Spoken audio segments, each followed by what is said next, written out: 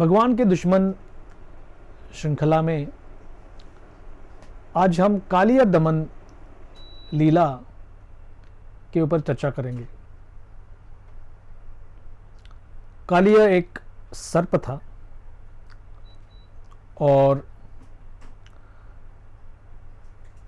गर्व, छल कपट, दूसरों की हानि के बारे में सोचना, उसका चिंतन करना, क्रूरता, ये सब दुर्गुण कालिया की तरह हमारे मन में रहते हैं। और कालिया दमन जैसे भगवान श्री कृष्ण कालिया का पराभव कर उसको पूर्ण रूप से पराभूत करके उसको ब्रज धाम से निष्कासित करते हैं, ये आज हम देखेंगे।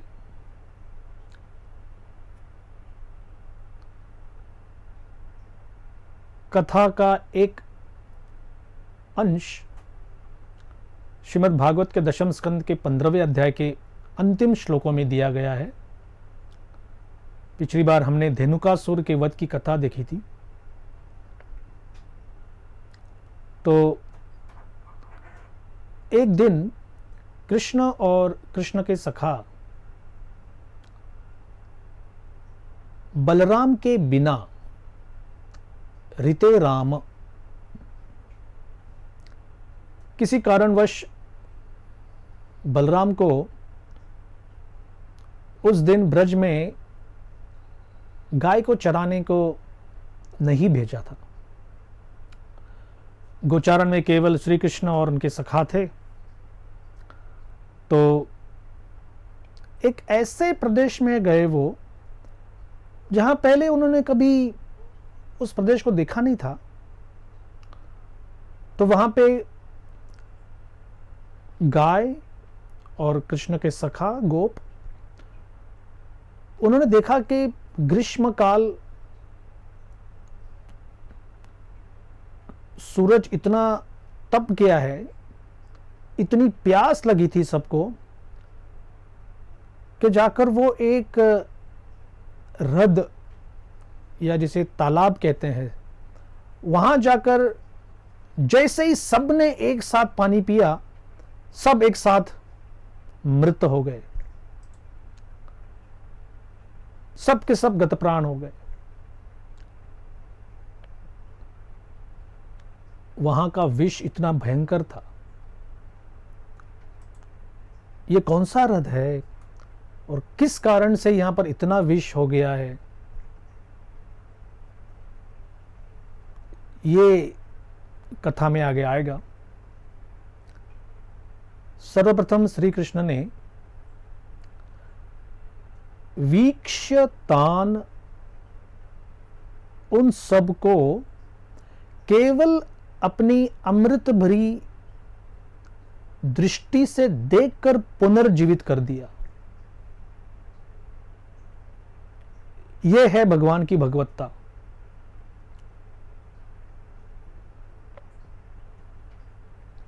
भगवान प्राण दे सकते हैं, मृत्यु के रूप में भगवान प्राण लेते भी हैं। मनुष्य का जीवन सर्वथा भगवान के हाथ में है।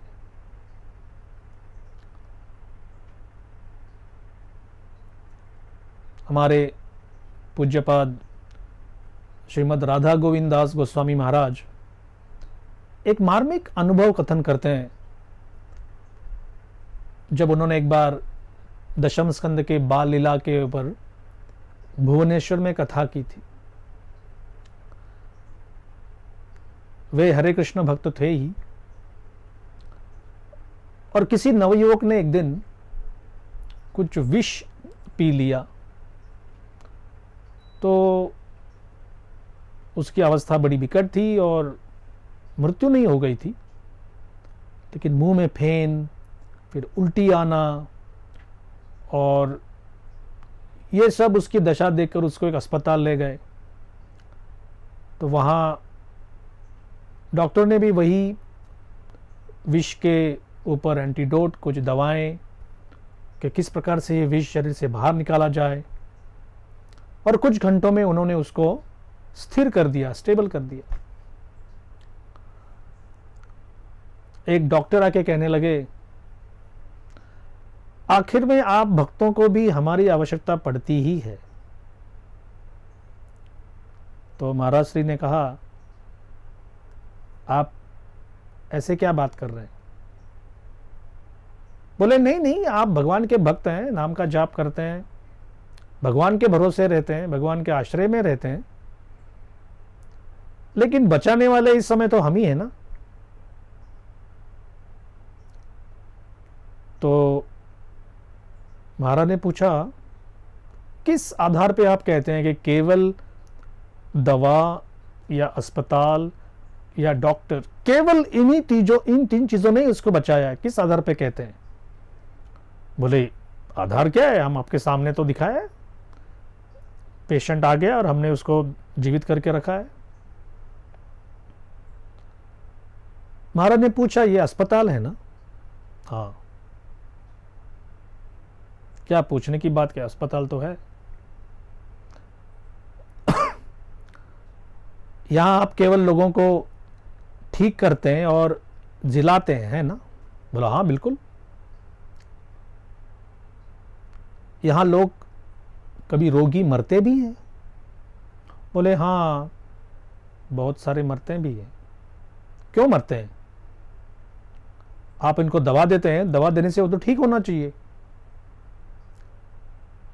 बोले, नहीं नहीं, ऐसी बात नहीं है, हम पूरी कोशिश करते हैं, दवा देते हैं, लेकिन जिसको मरना होता है उसका तो मरना है ही। तो महाराज ने कहा कि इसीलिए हम भी कहते हैं, क्योंकि ये ठीक होना था इसलिए ठीक हो गया है।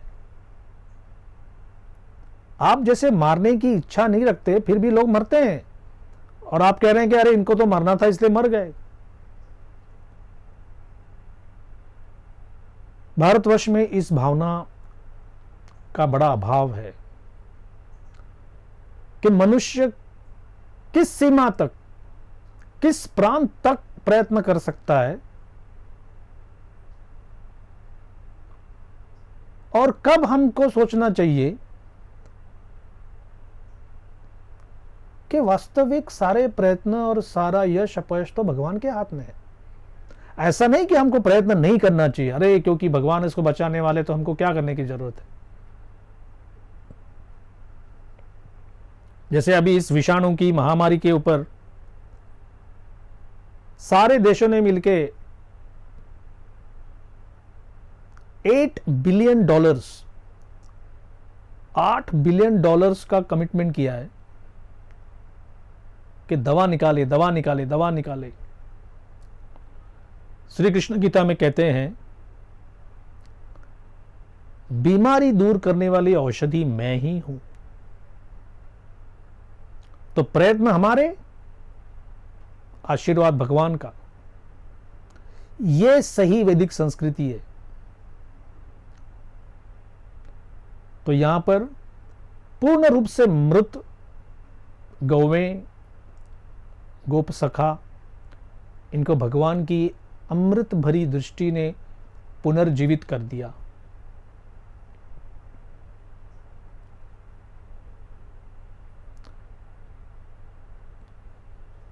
परीक्षित महाराज सुखदेव गोस्वामी से पूछते हैं, ये कौन सा रथ है और ये क्या कालिया सर्प यमुना जी में कैसे आ गया? तो एक ही श्लोक में सुखदेव गोस्वामी कहते हैं कि यमुना का एक प्रदेश था जिसमें एक तालाब बन गया था, एक सरोवर, हृद।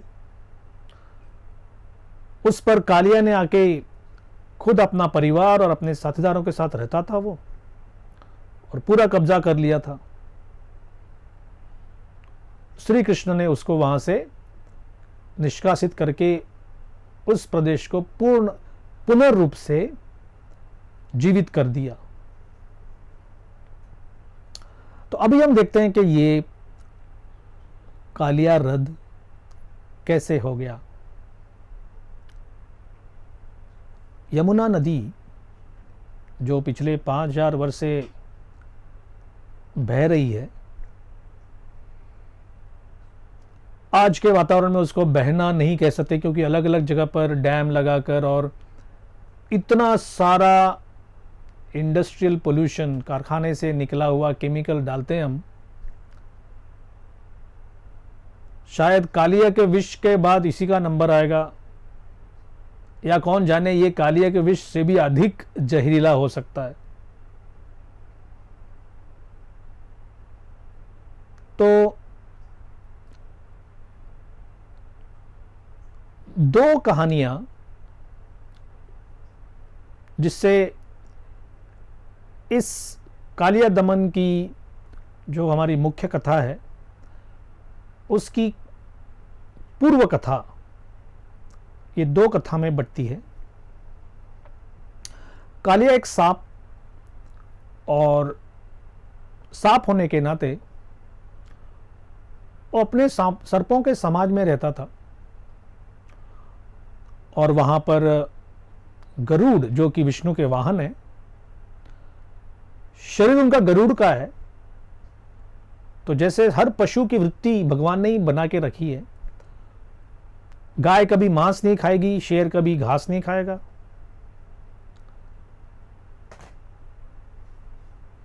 तो मांस और घास दोनों, इन दोनों पशुओं को उनकी वृत्ति के रूप में बनाया गया है। मनुष्य केवल ऐसा है कि वो गाय जैसा भी रह सकता है और शेर जैसा भी रह सकता है। अगर गाय जैसा रहा और निरामिष भोजन भगवान को जो भोग लगाया है वो खाया, तो वो दैवी संपत्ति प्राप्त करता है। वही मनुष्य अगर सामीश भोजन, किसी पशु का मांस खाकर अपने शरीर को जिंदा रख रहा है, तो वो फिर असुर संपत्ति को प्राप्त करेगा। तो गरुड़ जी को हमको नॉन वेजिटेरियन करके उनकी आलोचना करने की आवश्यकता नहीं है।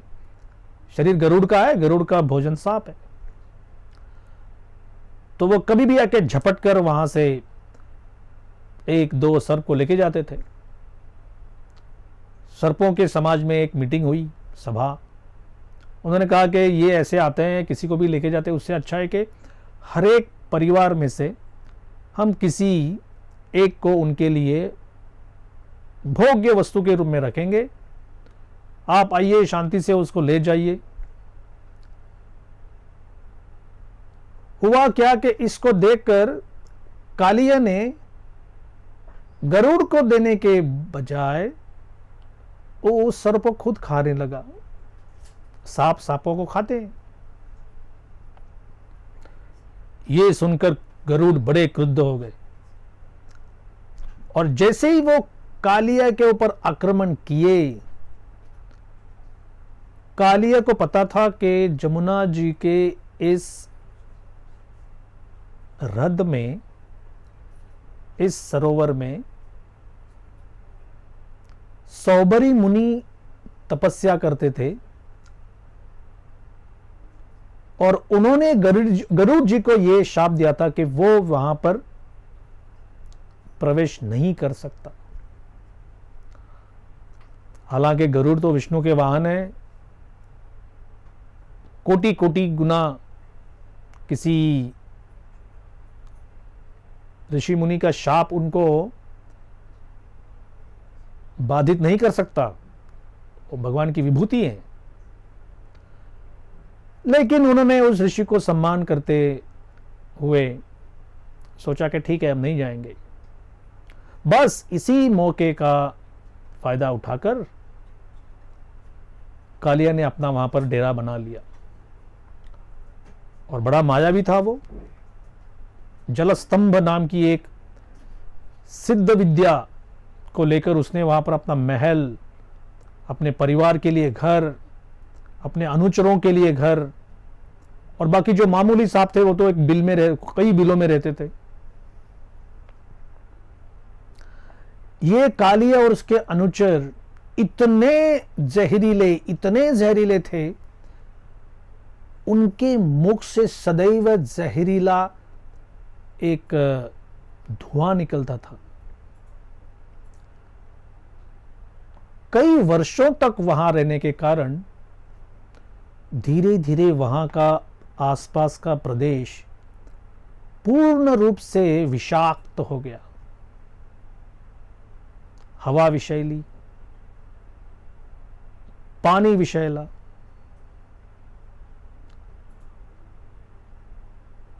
कोई कहेगा कि ये आप तो हमारे शहर का तो वर्णन नहीं कर रहे हैं, क्योंकि कलयुग में हमने भी कई गलत प्रकार के निर्णय लेकर पूरे धरती पर जो पोल्यूशन है, प्रदूषण इतना बढ़ा दिया है।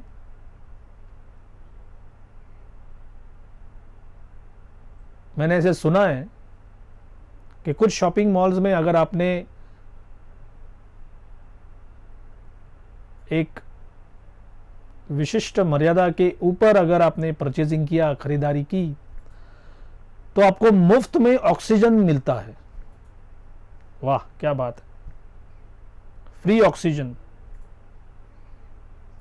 और अनादिकाल से भगवान फ्री ऑक्सीजन दे रहे हैं, उसका क्या है।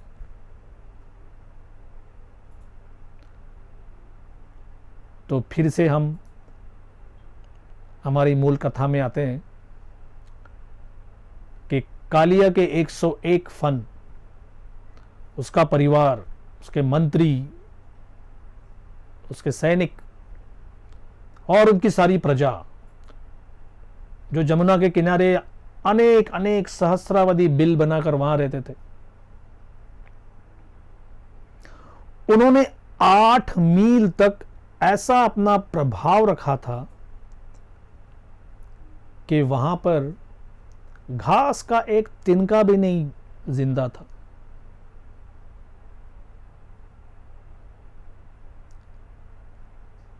चौबीस घंटे एक प्रकार का कोहरा रहता था वहां पर। श्री कृष्ण ने अपने अनुचरों को, गौवों को और गोप सखाओं को जैसे ही पुनर्जीवित किया, वो दूर खड़े हो गए। पूरे प्रदेश में एक कदम का वृक्ष जिंदा था। और हमारे आचार्य मार्मिक टिप्पणी करते हैं। एक आचार्य कहते हैं कि वहां पर गरुड़ जी ने उस वृक्ष में कुछ अमृत छिड़काया था उसको, या कुछ रखा था अमृत, इसलिए वो एकमात्र जीवित था। एक अन्य आचार्य किसी एक पुराण को उद्धृत करके कहते हैं कि जैसे ही श्री कृष्ण के चरणों का वृक्ष को स्पर्श हो गया तो वो वृक्ष जीवित हो गया। श्री कृष्ण ने इस लीला में बहुत अद्भुत कार्य और बहुत अद्भुत अपनी शोभा दिखाई है। अब सब अचरज में पड़ गए कि ये क्या करने वाले हैं। चढ़ते चढ़ते चढ़ते चढ़ते एकदम ऊपर की शाखा पर गए। श्री कृष्ण देख रहे हैं, एक नन्हा सा बालक है, तो भगवान कोई एक बड़े मल्ल या कोई शूरवीर योद्धा के रूप में नहीं है, अत्यंत सुकुमार अंगों वाला एक ब्रज का बालक।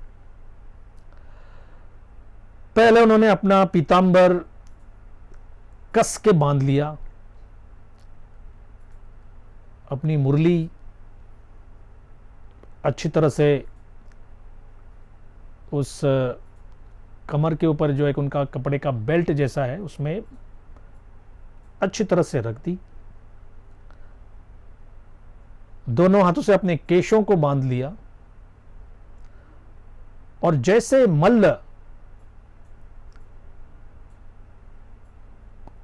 कुश्ती के दंगल के लिए आतुर होते हैं, उस आवेश से उन्होंने ऊपर से ऐसी छलांग मारी, बीचों बीच एक बहुत बड़ा ध्वनि हो गया, ऐसा शब्द कि सारे सुनने वाले हक्के बक्के रह गए। श्री कृष्ण की लीला का एक प्रमुख वैशिष्ट ऐसा है कि बड़ा परिणाम, बड़ा इंपैक्ट करने के लिए श्री कृष्ण अपने शरीर को बड़ा नहीं करते। उनका विग्रह उतना ही रहता है, छोटा, लेकिन परिणाम अति विशाल दिखाई देता है। तो धनु शतम, एक धनुष्य होता है 4 हाथों का, 400 हाथ जमुना जी के किनारे की भूमि के ऊपर ये पानी जैसे समुद्र में एक विशाल लहर आए, उसको कल्लोल कहते हैं। 3-4 लहरें अति वेग से एक दूसरे में टकराएं तो उसको एक, जो पानी ऊपर उछलता है उसको कल्लोल कहते हैं संस्कृत में। तो ऐसा पूरा जल बाहर आ गया।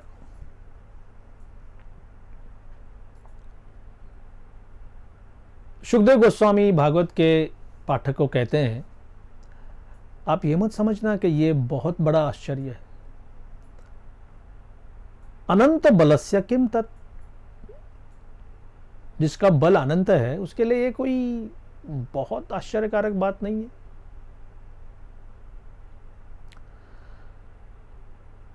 श्री कृष्ण एक प्रचंड गजराज की भांति जल विहार कर रहे हैं। एक तो कालिया है, उसके हजारों सर्प हैं, उसके अनुचर, वातावरण पूरा विषैला है और इसमें श्री कृष्ण विहार कर रहे हैं, आनंद से एक विहार कर रहे हैं।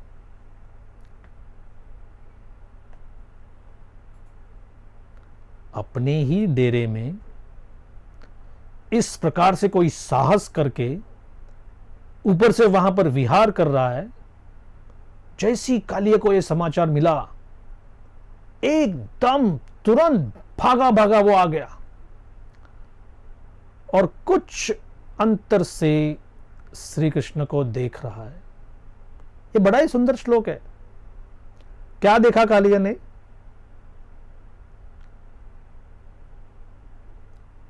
पीतांबरधारी, पीत अर्थात पीले रंग का अंबर वस्त्र, अति सुकुमार शरीर के अंग प्रत्यंग, लेकिन एक श्वेत मेघ, एक सफेद बादल की तरह चमकीले वर्ण वाले श्री कृष्ण। श्री कृष्ण के कंधे के ऊपर उत्तरीय होता है। अभी ये ऊपर से छलांग मारना, फिर एक गजराज की भांति विहार करना, और ये सब में वो ऊपर का उत्तरीय वस्त्र, वो चादर थोड़ी सी हिल गई तो कालिया को श्री वत्स का जो चिन्ह है, लक्ष्मी स्वयं श्री कृष्ण के वक्ष के ऊपर, उनकी छाती पर एक छोटे से रोमावली के रूप में रहती है, उसे श्रीवत्स कहते हैं।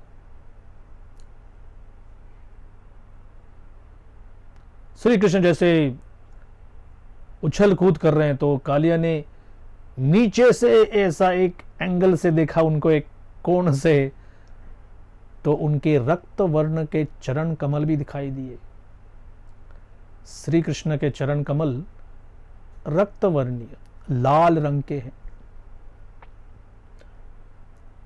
जन्मजात उनके चरण कमलों, उनके तलवे पर कुछ चिन्ह हैं, जैसे जौ, अंकुश, ध्वजा। उनके चरण एक कमलोदर, कमल के फूल के उदर, उसका जो मध्य भाग है उसको उदर कहते हैं, उसके समान उनके चरण कमल है।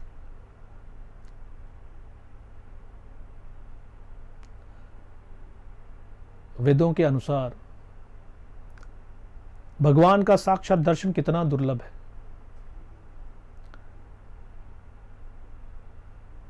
अक्सर साधकों को पूछा जाता है कि आपने भगवान को देखा है? अरे भैया, भगवान को देखा कालिया ने, और आगे क्या किया? आगे बढ़कर संदश उरो, सीधा उनकी छाती पर आकर उसने दंश कर दिया। क्यों? क्योंकि प्रेम ही नहीं है। तो देख के क्या करेंगे?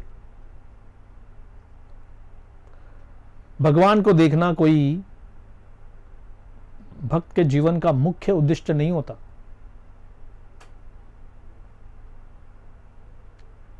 महान वैष्णव आचार्य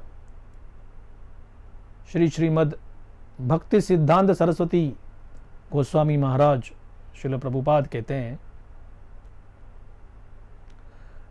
ऐसी भक्ति करो, ऐसी सेवा करो कि भगवान स्वयं आपको देखने के उत्सुक हो।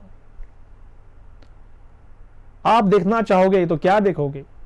अंधेरे कमरे में अपनी उंगलियां नहीं देख सकते।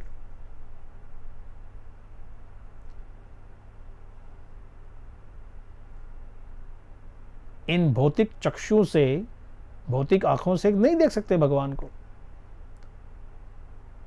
अतः श्री कृष्ण नामादि न भवेद ग्राह्यम इंद्रिय। कृष्ण को ग्राह्य करना इंद्रियों के बस की बात नहीं है। सेवोन्मुखे ही जिह्वा दो। जिह्वा के दो काम होते हैं, उनसे सेवा आरंभ करो।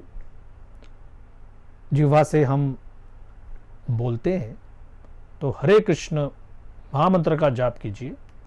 हरे कृष्णा कृष्ण कृष्ण हरे हरे, हरे राम राम राम हरे हरे। और जिह्वा से हम भोजन करते हैं, भोजन का आस्वाद लेते हैं। तो कृष्ण को भोग लगाया हुआ भोजन है, उसको स्वीकारिए।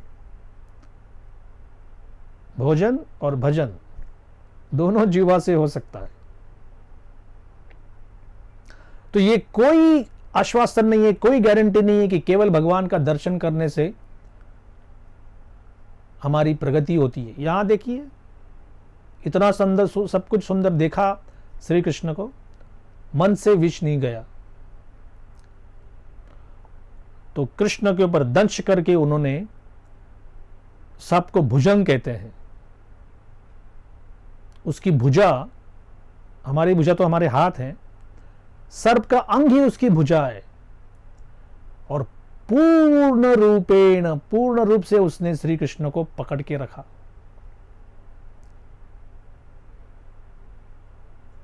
उसको लगा कि मैं उसे अपने शरीर से उसको मसल कर मार दूंगा। अब ये देखकर आसपास के किसान को बालक, गाय, वत्स, ये सब आर्त स्वर में रोने लगे।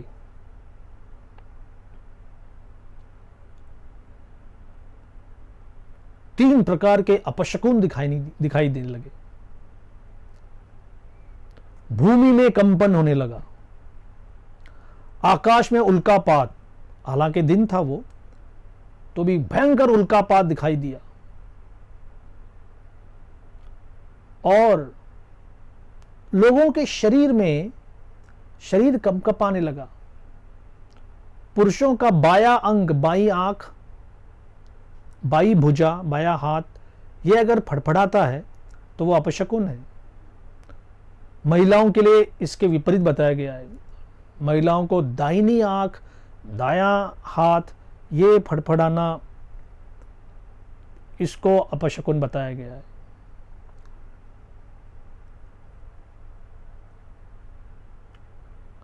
अचानक ब्रजवासियों को लगा कि शायद श्री कृष्ण अब ऐसे भयंकर असुर के फन में, उसके शरीर में पकड़े गए हैं, अब वो शायद जीवित नहीं बचेंगे।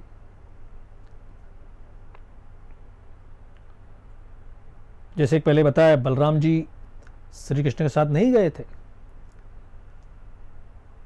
बलराम जी तो स्मित हास्य करने लगे और हमारे आचार्य इस स्मित हास्य के पीछे का रहस्य बताते हैं।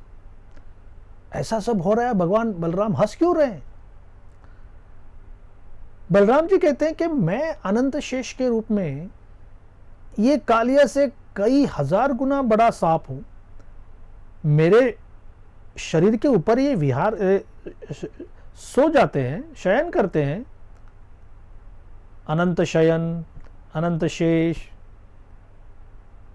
इतने नाम से श्री कृष्ण प्रसिद्ध हैं। मेरे साथ कभी ऐसे लीला नहीं करे, मेरे साथ कभी उन्होंने इस प्रकार से ये लीला कभी करने का प्रयास नहीं किया, कभी खेले नहीं मेरे साथ, क्या बात है? और ये मामूली सा कोई गंदी नाली का सांप है, उसके साथ खेल रहे हैं।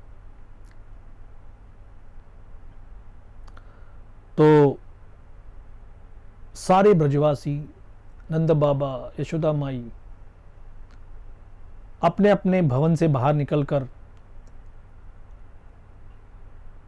अनंतरे ढूंढ ढूंढ कर श्री कृष्ण के चरण चिन्हों को ढूंढ रहे हैं। कहां है ये कालिया रथ, कहां गए कृष्ण, कुछ पता ही नहीं है। तो जैसे शास्त्र में वर्णन आता है कि श्री कृष्ण के चरण कमलों के ऊपर कुछ चिन्ह है, तो उन चिन्हों को ढूंढते ढूंढते ढूंढते ये जा रहे हैं। जहां जहां पर आप लोग में से जो वृंदावन गए हैं, वृंदावन में बहुत मुलायम बालू, सैंड अनेक जगह पर है। तो वन के मार्ग पर श्री कृष्ण के चरण चिन्ह दिखाई देते थे। जहां पर घास है, जहां पर पत्थर है, वहां पर शायद कभी नहीं दिखता था। अब एक प्रश्न उपस्थित होता है कि ये सब चरण चिन्ह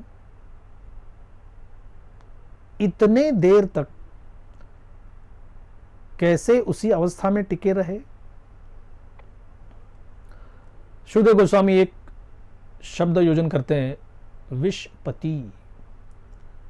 श्री कृष्ण सारे गोप समाज के, गोप गोपियों के, गाय वत्स के, वृंदावन धाम के, पूरे ब्रजमंडल के अधिपति हैं। तो वहां के गौवों ने, पशुओं ने, गोप बालकों ने, बड़े बुजुर्ग, सब ने ये निश्चित कर लिया था कि कहीं भी श्री कृष्ण के चरण चिन्ह दिखाई दिए, उनके ऊपर अपने चरण पड़ने नहीं चाहिए। ये एक विशेष बात है जो दशम स्कंद में बताई गई है।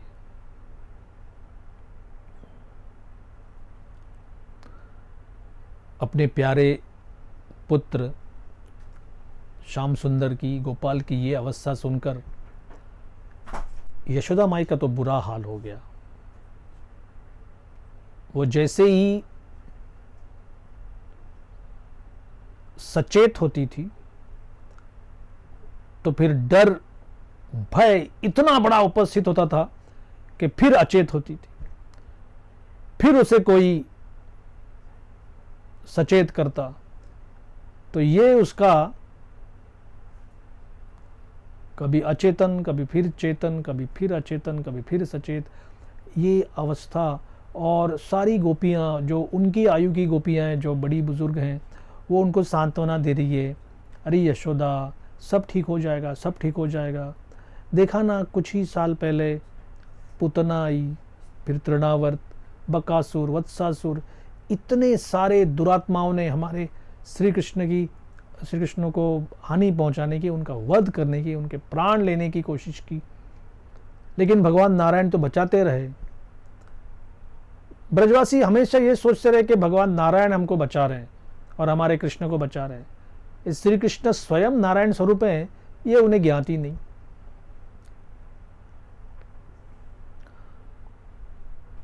कुछ गोपियां अपने प्यारे ब्रज के प्रिय श्री कृष्ण की कथा बताने लगी।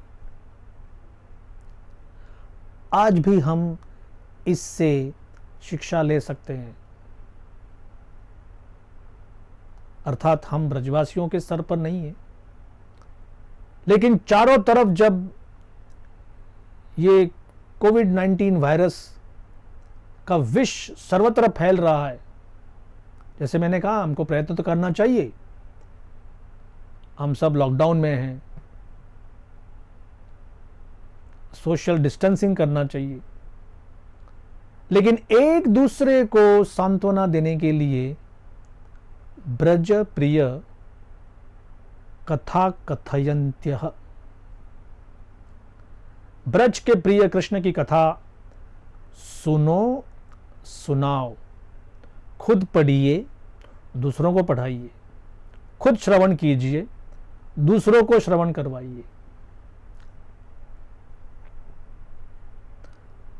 बलराम जी बहुत प्रयत्नपूर्वक सबको आश्वस्त कर रहे हैं कि आपको चिंता करने की आवश्यकता नहीं है। कुछ ब्रजवासियों को मुख से वचन बोल के, कुछ को किन्हीं को हाथ से पकड़कर, और अन्य किसी को केवल अपनी दृष्टि से बताए कि आप आगे मत बढ़िए, आगे मत बढ़िए।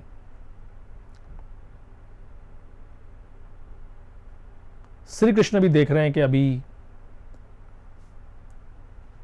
काफी समय निकला है। काली ये सोच रहा है कि मैंने अभी इसको पकड़ लिया, ये कौन है, ये आतताई, किसमें ये साहस, किसमें ये इतना धाड़स हो गया उसका कि वो ये साहस कर बैठा कि मेरे घर में आकर इस प्रकार का उत्पात मचाएं। द्विशिखा, सुखदेव गोस्वामी वर्णन करते हैं, उसकी जीवा, सर्प की 2 जीवाएं होती है, एक्चुअली एक ही होती है लेकिन उसके 2 भाग ऐसे दिखते हैं, तो उसको द्विशिखा कहते हैं। इससे वो भगवान को डसने की कोशिश तो करता रहा, लेकिन इतना विषैली आग उसके मुख से बाहर निकल रही थी, आग बाहर निकल रही है, वायु के स्पर्श से वो कोहरा जैसा बन रहा है, धुआं जैसा बन रहा है, और फिर उसके सारे अनुचर जो भी कालिया रथ के जमुना के किनारे जितने भी सहस्रावधि बिलों में रहते थे वो सब के सब आ गए। सब के सब देख रहे हैं कि कैसे उनके प्रमुख कालिया इस बालक, इस मूर्ख बालक के ऊपर आक्रमण कर रहे हैं। लेकिन अब ब्रजवासियों ने देखा कि अचानक श्री कृष्ण उसके शरीर के चंगुल से बाहर निकल गए। कालिया कुछ नहीं किया, श्री कृष्ण ने अपना अंग बढ़ाया, अपना देह विस्तारित करके वो उसमें से बाहर निकले। और अब सबसे आश्चर्य करने वाली बात यह है कि एकदम छलांग लगाकर वो उसके फन के ऊपर खड़े हो गए। सुखदेव गोस्वामी के पास ये एक ही शब्द है उसको वर्णन करने के लिए, अखिल कला आदि गुरु न नर्त। अरे समस्त कलाएं, जितनी भी ललित कलाएं हैं भौतिक जगत में, उन समस्त कलाओं के आदि गुरु उन्होंने कालिया के फन के ऊपर खड़े होकर नृत्य करना आरंभ कर दिया। मामूली इस तौर पर हम किसी स्टेज के ऊपर या किसी रोड के ऊपर या किसी स्केटिंग रिंग के ऊपर, ओलंपिक इवेंट्स होते हैं नृत्य के, सांप के फन पर कोई नृत्य करता है भला? तो श्री कृष्ण अपने मुलायम अंगों से, सुकुमार अंगों से कीर्तन नृत्य आरंभ कर दिए। गोप यशोदामयी नंद बाबा के लिए ये एक अनुपम उत्सव, नेत्रों के लिए अनुपम उत्सव जैसे सिद्ध हो गया। श्री कृष्ण अपना आनंद ले रहे हैं, उछल रहे हैं, फिर अपने सुकुमार अंगों से कालिया के फन पर स्थित हो रहे हैं और एक एक जैसे श्री कृष्ण उछलकर नीचे आते थे, मानो कालिया के फन के ऊपर वज्राघात हो रहा था। 101 फन वाला कालिया एक फन को उठाकर पूरी शक्ति से श्री कृष्ण को डसने की कोशिश करता था। वहां से उछलते थे वो और उसी फन के ऊपर धड़ाम करके आते थे। ये धड़ाम करके केवल कालिया के लिए, बाकी लोग के लिए तो एकदम सुंदर नृत्य दिखाई दे रहा था। कालिया का विष धीरे धीरे समाप्त होने लगा। जितना विष था उसने सारा का सारा बाहर निकाल दिया और अभी ये वज्राघात उससे सहा नहीं जा रहा था। अभी खून निकलने लगा, उसकी खून की उल्टी हो रही है उसको। एक एक फन के ऊपर जैसे ही श्री कृष्ण के चरण गिरते थे, फैस करके सारा खून बाहर निकलता था। गात्र सारे शिथिल हो गए। कालिया में अभी कोई शक्ति नहीं रही। क्या करे? कथा के अंत में सुखदेव गोस्वामी बताते हैं कि कालिया की पत्नियां जिनको नाग पत्नी कहते हैं, और वो कृष्ण की भक्त थी। वो सदैव पति को देकर कहती थी कि ये कैसा पति है, अरे हम विधवा हो जाए अच्छा है, कितना द्वेषी है ये, कितना क्रोधी है ये। तो कालिया की पत्नी ने अपने पुत्रों को सामने रखकर कालिया के लिए भगवान से क्षमा मांगी। कालिया ने भी अपनी ही पत्नियों का अनुगत्य करके जो प्रार्थनाएं पत्नियों ने की थी, पति महोदय उसी प्रार्थना को बोल रहे हैं। तो ये एक वैष्णव सिद्धांत है। कभी कभी भक्तों के मन में प्रश्न उपस्थित होता है कि भगवान को क्या प्रार्थना करें।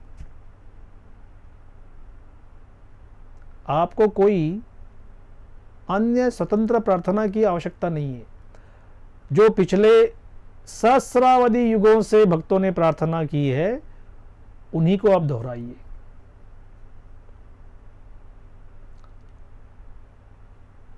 सारे ब्रजवासी सुखी हो गए।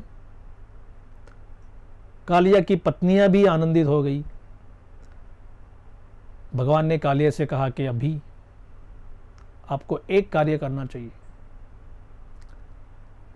यहां आपके लिए कोई स्थान नहीं है, आपको यहां से जाना पड़ेगा। कालिया ने कहा कि हे प्रभु, जो आपकी आज्ञा। मेरे मन में एक ही डर है, मेरा भय यह है कि गरुड़ जी मुझे फिर खा जाएंगे। तो श्री कृष्ण ने आश्वस्त किया कि नहीं, मेरे श्री चरणों के चिन्ह से अंकित आपके फनों को देखकर गरुड़ भी आपका सम्मान करेंगे। और इस प्रकार से कालिया अपने अनुचर, सैनिक और परिवार सहित जमुना के रथ से निकल गए।